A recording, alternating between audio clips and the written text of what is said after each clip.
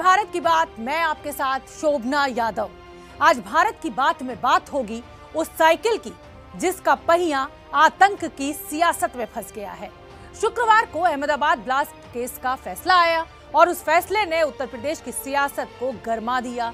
Samajwadi party को BJP अब घेर रही है क्योंकि अहमदाबाद में जो धमाके हुए थे उसमें साइकिल का भी इस्तेमाल हुआ था। उस धमाके में सैफ नाम के एक आतंकवादी को फांसी की सजा हुई है, जिसके पिता का रिश्ता समाजवादी पार्टी से अब सामने आया है और यही उत्तर प्रदेश चुनाव का अब सबसे बड़ा मुद्दा बनता हुआ कम से कम चुनावी भाषणों में तो दिख ही रहा है।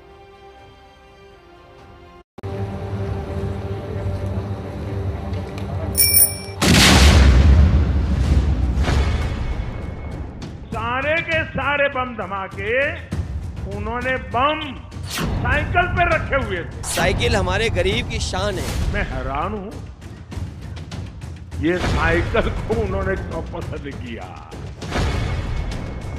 इस साइकिल का इस्तेमाल आतंकी घटनाओं का शिकार बनने के लिए किया जा रहा हो, उसको पंचर किया जाना चाहिए। साइकिल गरीब की है, किसान की, नौजवान की है। आम जनता जानती है कि आतंकवाद के बम साइकिल पे फोड़े गए थे। आतंकी अब्बाजान, समाजवादी भाईजान, इसलिए बंद है जुबान। साइकिल साइकिल साइकिल साइकिल है तो समाजवादी पार्टी का चुनाव चिन्ह, लेकिन चुनाव प्रचार में अब यही साइकिल समाजवादी पार्टी के विरोधियों की जुबान पर छा गई है।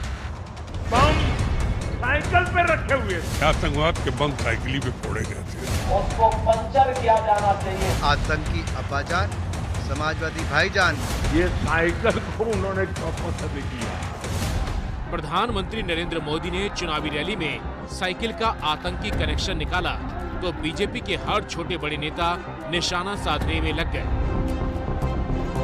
पहले देखिए कैसे मोदी ने साइकिल का आतंक वाला कनेक्शन निकाला और समाजवादी पार्टी को घेरा।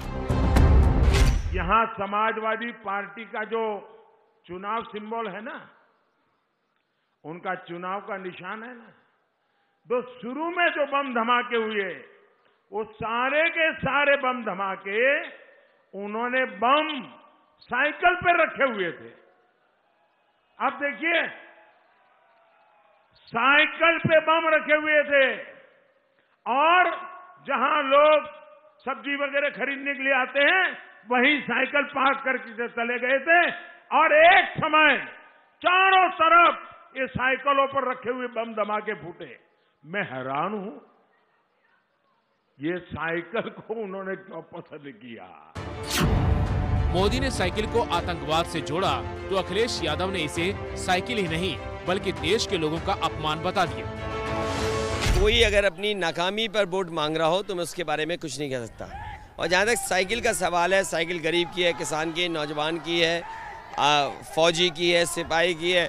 साइकिल हमारे गरीब की शान है, गरीब की साधन है। तो इसलिए कोई अगर अपनी नाकामी पे वोट मांग रहा हो तो मैं उससे कुछ नहीं कह सकता।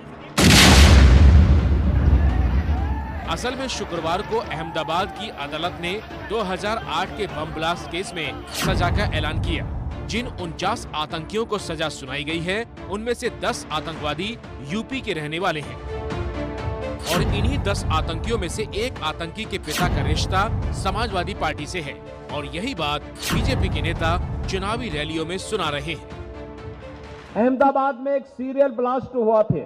उस सीरियल ब्लास्ट की घटना के लिए जो आतंकी जिम्मेदार थे उसमें आजमगढ़ के संजरपुर का भी एक आतंकवादी था। उस आतंकवादी के पिता का संबंध, उसके परिवार का संबंध किससे है मालूम है? समाजवादी पार्टी से। बीजेपी जिस आतंकी के पिता का समाजवादी पार्टी से कनेक्शन बताकर हमलावर है उस आतंकी का नाम सैफ है, जो कि आजमगढ़ का रहने वाला है। सैफ के पिता शादाब की तस्वीर अखिलेश यादव के साथ सामने आ चुकी है और बीजेपी बाकायदा प्रेस कॉन्फ्रेंस कर इस बारे में अखिलेश यादव से सवाल भी कर चुकी है। इस मिस्टर समाजवादी पार्टी नेता को उस समय के मुख्यमंत्री अखिलेश यादव जी ने बिरयानी खाने के लिए बुलाया था। जिनका बेटा मास्टरमाइंड और धमाकों में शामिल होने का नाम आया है। क्या इस पर अखिलेश यादव जी चुप्पी तोड़ेंगे?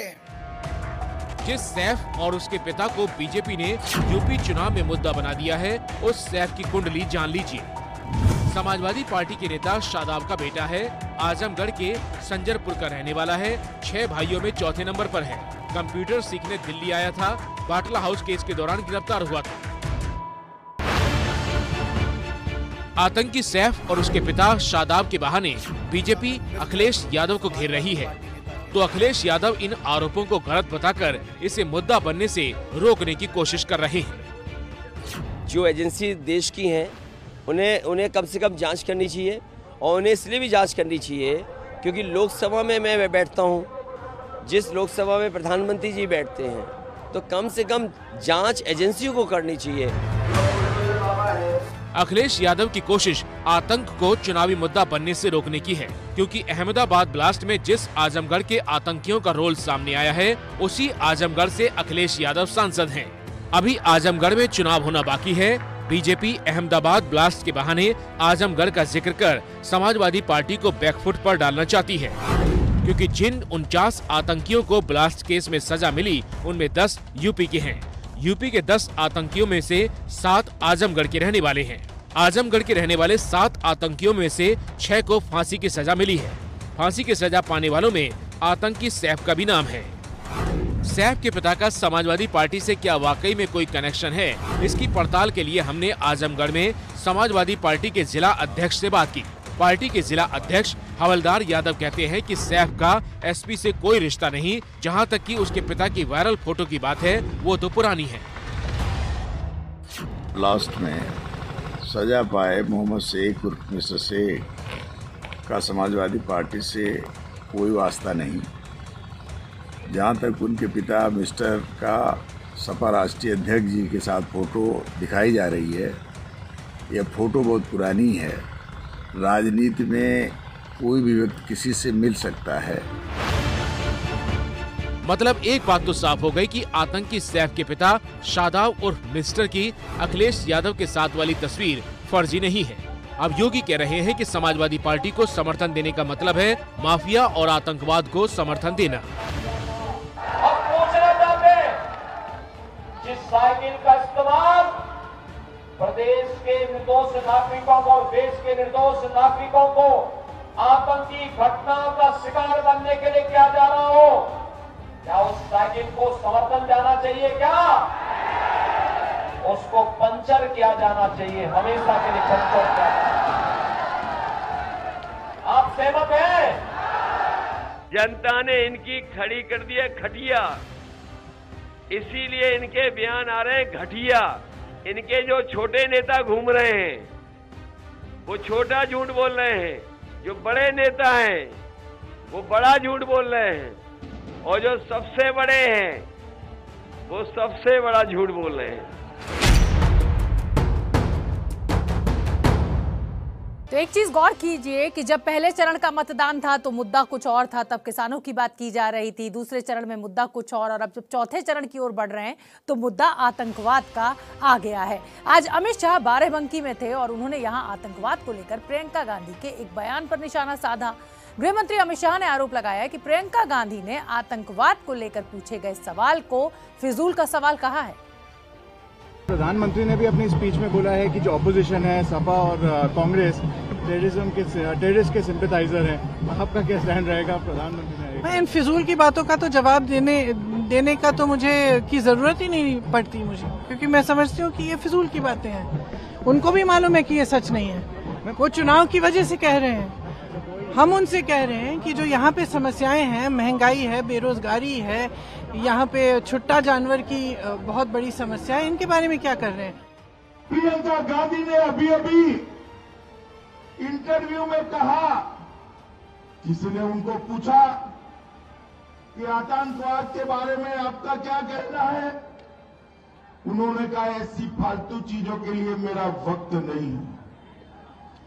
बाराबंकी वालों बताओ, बम धमाके में हमारे लोगों की जान लेने वालों को सजा कराना ये फालतू चीज है क्या?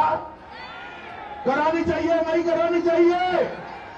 तो वार पलटवार का दौर लगातार जारी है और जब तक चुनाव थमेंगे नहीं तब तक ये लगातार चलता रहेगा और 10 मार्च को जब नतीजे आएंगे तभी पता चलेगा कि ऊंट किस करवट बैठा। आज चौथे चरण के चुनाव का प्रचार तो थम गया। आखिरी दिन सभी पार्टियों ने जीत के लिए अपनी पूरी ताकत लगा दी। 59 सीटों पर परसों मतदान होना है और इसमें लखनऊ की सीट भी शामिल है, यानी अवध इलाके में ये चुनाव होना है चौथे चरण का। वोट की चोट से उनके मुंह पे जोरदार तमाचा मारेंगे, उनकी जमानतें जब्त करवाएंगे। भारतीय जनता पार्टी के बूथों पर भूत नाचेंगे, कोई दिखाई नहीं देगा। कमल के निशान पर बटन दबाओगे क्या? 300 पार की सरकार बनाओगे? योगी जी को फिर से मुख्यमंत्री बनाओगे? कुत्ते खा रहे हैं उनको, जीवित गाय को, यह है धर्म इनका। और इन्हीं आरोप प्रत्यारोपों के शोर के बीच यूपी में चौथे चरण के मतदान के लिए चुनाव प्रचार आज थम गया। अब 23 फरवरी को बुधवार के दिन यूपी के 9 जिलों में मतदान होगा। इन जिलों की 59 सीटों के लिए वोटिंग की जाएगी। 2017 में इन 59 में से 51 सीटें बीजेपी ने ही जीती थी, लेकिन इस बार हर पार्टी अपनी अपनी जीत का दावा ठोक रही है और इन दावों की सच्चाई अब 10 मार्च को एबीपी न्यूज पर देखिएगा, जब आपको दिखाए जाएंगे 5 राज्यों के सबसे तेज चुनाव नतीजे। जम्मू कश्मीर के शोपिया में आतंकवादियों से मुठभेड़ के दौरान संतोष यादव शहीद हुए। शहीद संतोष की पत्नी मांग कर रही हैं कि मुख्यमंत्री योगी आदित्यनाथ उनके परिवार से मुलाकात करने आए। आज दोपहर ही शहीद संतोष का पार्थिव शरीर उनके पैतृक गांव पहुंचा।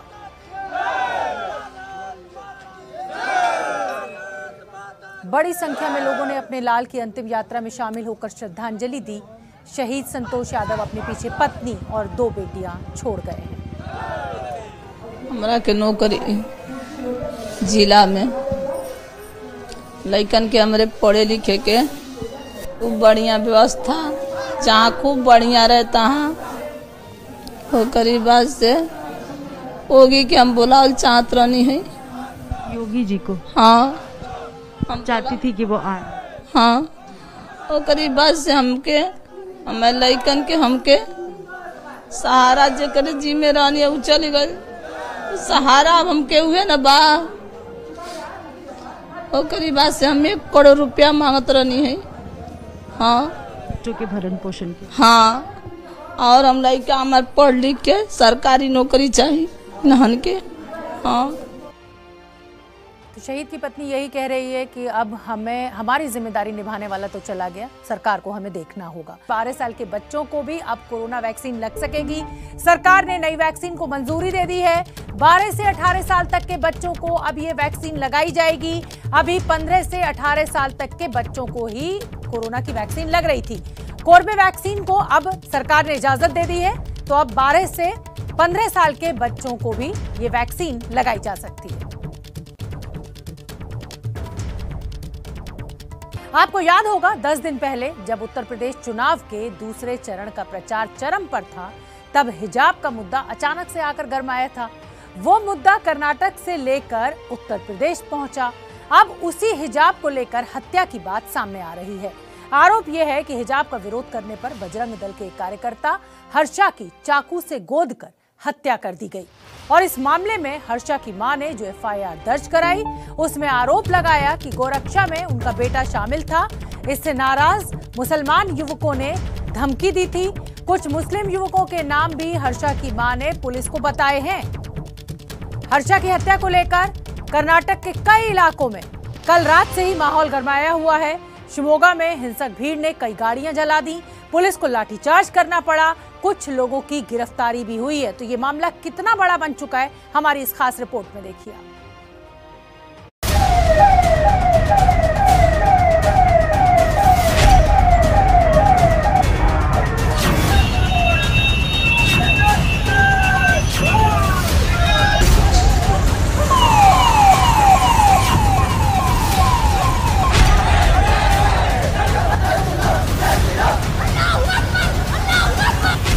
हिजाब के चुनावी हंगामे में एक राज्य में फैली दंगे की आग।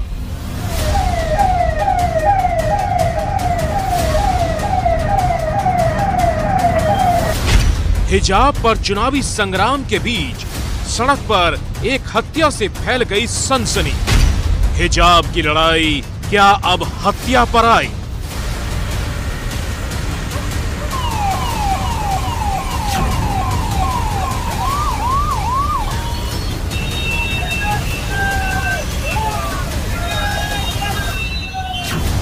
हिजाब, हंगामा और हत्या।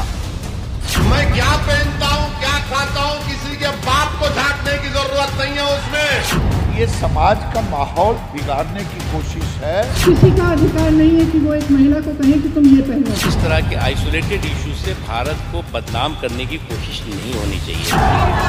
पसंद नहीं है मेरी बेटी पहनेगी, मैं क्या तुम्हारा गुलाम हूँ? हिजाब पर यूपी में चुनावी संग्राम से करीब 2,2500 किलोमीटर दूर एक हत्या ने पूरे देश में हड़कंप मचा दिया है।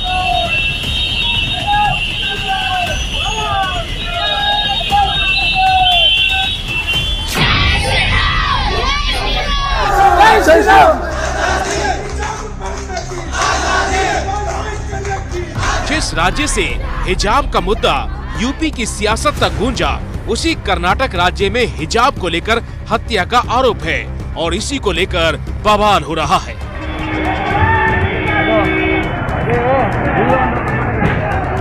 पूरी कहानी आपको बताएंगे। पहले देखिए दंगों की आग में जो ये मोटरसाइकिल और गाड़ियां जल रही हैं, उसकी चिंगारी कैसे रात को भड़की और सब कैमरे में कैद भी हुआ। दूर से बनाए गए इस वीडियो में कुछ लोग हाथों में डंडे लिए हैं, पत्थरबाजी हो रही है, बवाल मचा है।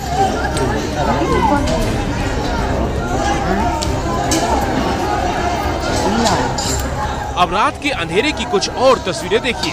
ये दंगा फैलने के ठीक बाद की तस्वीरें हैं।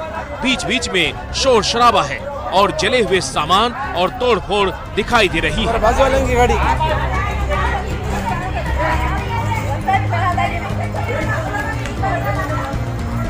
दंगों की आग कर्नाटक के शिवमोगा में बजरंग दल के एक कार्यकर्ता की मौत के बाद भड़की।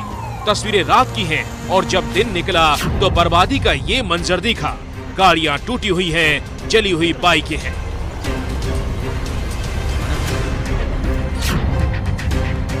अब देखिए ये फोटो। ये बजरंग दल का वही कार्यकर्ता है जिसकी चाकू मारकर हत्या हुई। हर्षा की हत्या के बाद शिवमोगा में हालात ऐसे खराब हुए कि 2 दिन तक स्कूल कॉलेज बंद करने पड़े। पोस्टमार्टम करने वाले अस्पताल से लेकर पूरे शिवमोगा में कर्फ्यू जैसे हालात हैं।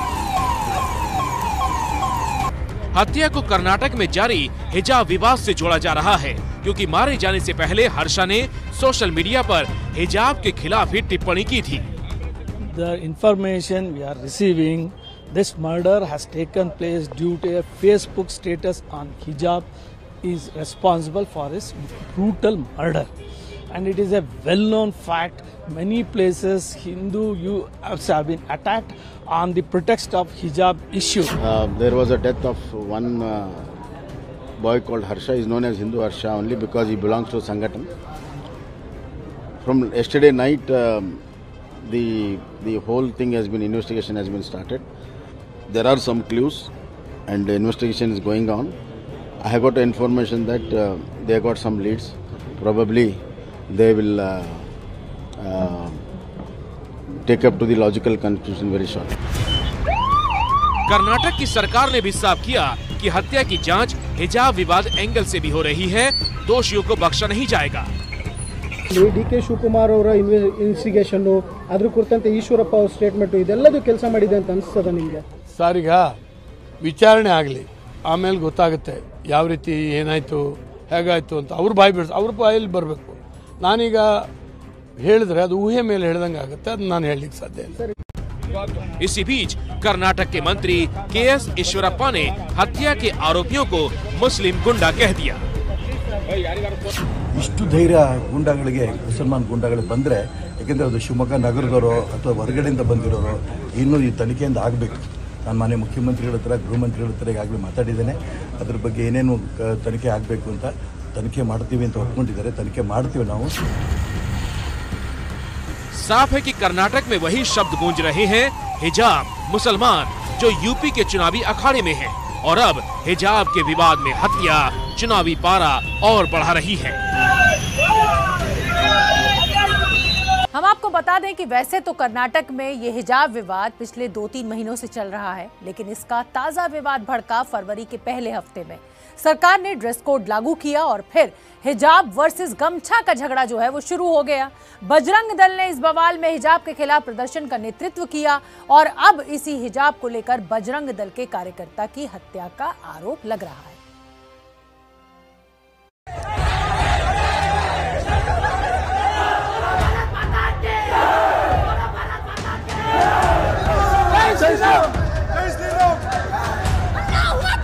आठ फरवरी को कर्नाटक के मांड्या का ये वीडियो सोशल मीडिया पर वायरल हुआ।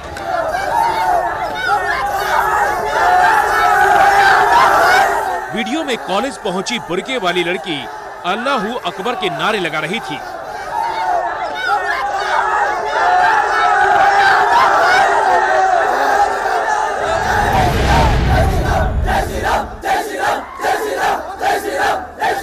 सामने भगवा गमछे में खड़े लड़के जय श्री राम की नारेबाजी कर रहे थे।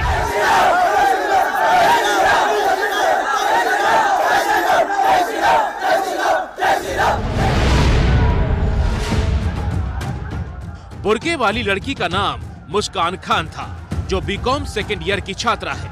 इस वीडियो ने मुस्कान को एक ही दिन में चर्चा मिला दिया। जो हिजाब विवाद कर्नाटक में चल रहा था, उसकी गूंज उस दौरान यूपी में सुनाई देने लगी। चुनावी रैलियों में हिजाब का जिक्र करके धार्मिक ध्रुवीकरण की कोशिशें की गई। तुमको मेरी गाड़ी पसंद नहीं है, कोई परवाह नहीं, मैं गाड़ी छोड़ूंगा। तुमको मेरे सर पर टोपी पसंद नहीं है, मैं टोपी पहनूंगा। तुमको हिजाब पसंद नहीं है, मेरी बेटी पहनेगी। मैं क्या तुम्हारा गुलाम हूँ? मैं क्या तुम्हारा खैदी हूँ? मैं क्या तुम्हारे इशारे पर फेंक पाऊंगा? मैं क्या तुम्हारे हुक्म पर नीचे गिर जाऊंगा? नहीं, हम गर्दन झुकाएंगे तो अपने करीम के आगे अपनी जानों का सौदा कर चुके दुनिया में रहेंगे तो भारत के संविधान के तहत अपनी शनाख्त को बरकरार रख के जिंदा रहेंगे। विवाद की शुरुआत पिछले साल दिसंबर महीने में हुई, जब कर्नाटक के उडुपी कॉलेज की महिलाओं ने कॉलेज प्रशासन के फैसले का विरोध शुरू किया। दरअसल कॉलेज प्रशासन ने महिलाओं को क्लासरूम के अंदर हिजाब पहनकर बैठने से मना कर दिया था। इसके बाद कर्नाटक के दूसरे कॉलेजों में भी हिंदू छात्रों ने हिजाब का विरोध शुरू कर दिया। उनकी मांग थी कि अगर मुस्लिम लड़कियां हिजाब पहनकर क्लास में बैठेंगी तो वो भी भगवा गमछा ओढ़कर आएंगी। लेकिन विवाद ने तूल तब पकड़ा जब उडुपी कॉलेज की छात्रा 31 जनवरी को क्लासरूम में हिजाब पहनने की मांग को लेकर हाईकोर्ट पहुंच गई। 5 फरवरी को कर्नाटक सरकार ने शिक्षा संस्थानों में ऐसे कपड़ों पर रोक लगा दी जो समानता और कानून व्यवस्था को भंग करने का काम कर रहे हों। दरअसल कर्नाटक सरकार ने एजुकेशन एक्ट लागू किया है, जिसके मुताबिक शिक्षा संस्थानों में एक जैसी यूनिफॉर्म होगी। प्राइवेट स्कूल अपनी मर्जी से यूनिफॉर्म तय कर सकता है। इस कोड की जरूरत इसलिए होती है क्योंकि ये स्कूल में अनुशासन तय करता है, छात्र छात्राओं के बीच समानता का भाव पैदा करता है। लेकिन हिजाब ना पहनने को मौलिक अधिकारों के उल्लंघन के तौर पर पेश किया जा रहा है। बीजेपी विरोधी पार्टियां इस मामले को तूल दे रही हैं। हिजाब डे मनाकर माहौल को पिछले दिनों भड़काने की भी कोशिश की गई और ऐसी कोशिश करने वालों में असदुद्दीन ओवैसी जैसे नेता आज भी आगे हैं। उत्तर प्रदेश के 2022 के विधानसभा के लिए नहीं है, 24 में भी दम कर देंगे, नाक में दम करेंगे और इंशाअल्लाह संसद में ले जाएंगे अपने लोगों को। फिर 27 आएगा, फिर हम खड़े होंगे, 29 आएगा, हम खड़े होंगे। ये लड़ाई गरीबों के, मजलूमों की हिस्सेदारी की लड़ाई है। मेरी बात को समझो आप, जब तक आपका नेता नहीं होगा, आपका इंसाफ नहीं होगा, आपको हक नहीं मिलेगा। फिलहाल मामला कोर्ट में चल रहा है। अदालत ने फैसला आने तक धार्मिक लिबास पहनकर स्कूल कॉलेज नहीं आने को कहा था। कर्नाटक हाईकोर्ट ने अपने अंतरिम आदेश में हिजाब विवाद से संबंधित सभी याचिकाओं पर विचार लंबित रखते हुए क्लास के भीतर भगवा शॉल, स्कार्फ हिजाब पहनने और कोई भी धार्मिक ध्वज लाने से रोक दिया था, लेकिन मामला थम नहीं रहा है। शुक्रवार को शिवमोगा जिले में प्री यूनिवर्सिटी कॉलेज प्रशासन के विरोध में प्रदर्शन करने और हिजाब हटाने से मना करने पर 58 छात्राओं को निलंबित कर दिया गया। दक्षिण कर्नाटक के जिलों में स्कूल कॉलेज के बाहर 26 फरवरी तक निषेधाज्ञा लागू है।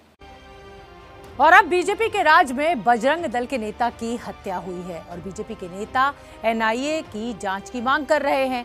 खबर यह भी है कि हिजाब बवाल में जिस कट्टरपंथी संगठन पीएफआई का नाम आ रहा है, उस संगठन की भूमिका की भी जांच इस हत्या के पूरे मामले में अब की जाएगी।